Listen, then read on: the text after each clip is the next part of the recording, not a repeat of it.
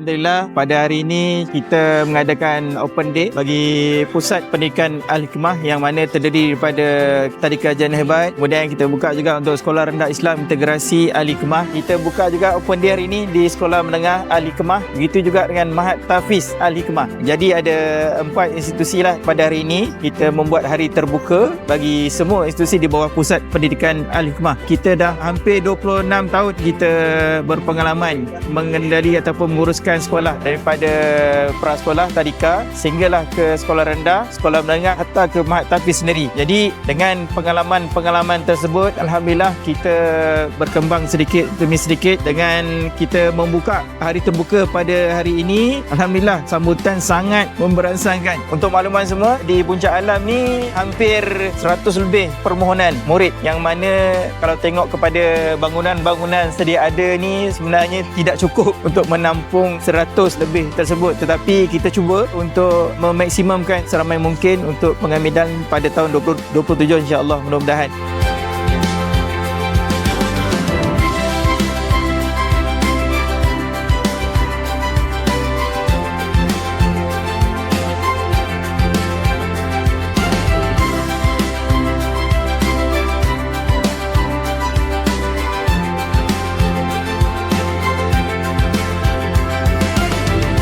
Dah lama tengok comparison antara sekolah kebangsaan dan juga sekolah integrasi. So kita tengok daripada segi costing tu sama sahaja, which is less hectic untuk kami as parents lah, yang mana anak hantar satu tempat daripada pagi sampai petang. Kalau SK kita kena hantar 2 tempat, kita kena ada transit, kita kena ada van dan sebagainya kan. So keistimewaan dia di situ adalah anak daripada pagi sampai petang kat satu tempat sahaja. So kita rasa lagi secure lah untuk anak duduk kat situ sahaja. Setakat ini pengurusan Sri Al-Hikmah pada pandangan saya terbaik lah, dan muallim-muallimah pun profesional, dan yang paling saya kagum adalah saya tengok pengorbanan mereka ni sangat hebat. Alhamdulillah anak saya 6 tahun di sini, bagus perkembangannya. Sepanjang belajar di sini memang sangat banyak perkembangan positif lah. Yang paling ketara saya tengok ada perubahan daripada darjah 5, darjah 6 tu ada peperiksaan besar seperti UPKK. Bagi saya di situ tak ternilai lah pengorbanan muallim-muallimah Sri Al-Hikmah. Muallim-muallimah di sekolah ni sangat all out lah, berkorban untuk anak-anak. Saya mengucapkan terima kasih banyak-banyak. InsyaAllah ada rezeki anak saya yang nombor 2 pun masuk sekolah ni lah.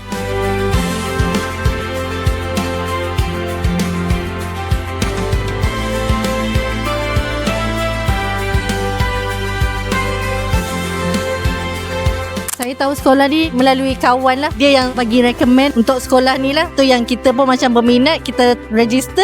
Lepas tu kita datang open day pada hari ni. Yang saya tertariknya sekolah ni dia ada bangunan dia sendiri. Dia macam lain sikit daripada integrasi yang lain. And then lepas tu lagi satu, saya suka sebab sini dia mengamalkan macam konsep Islamik. So saya harap anak saya dapat belajar dengan baik, beriman, dapat jadi seorang anak yang solehah lah. Saya dapat tahu daripada kenalan saya lah yang mengatakan dekat sini anak darjah 1 dah hafal mat surat. Harapan saya dari segi rohani lah, saya nak tekankan solat lah pada anak saya. Solat 5 waktu tu cukup lah.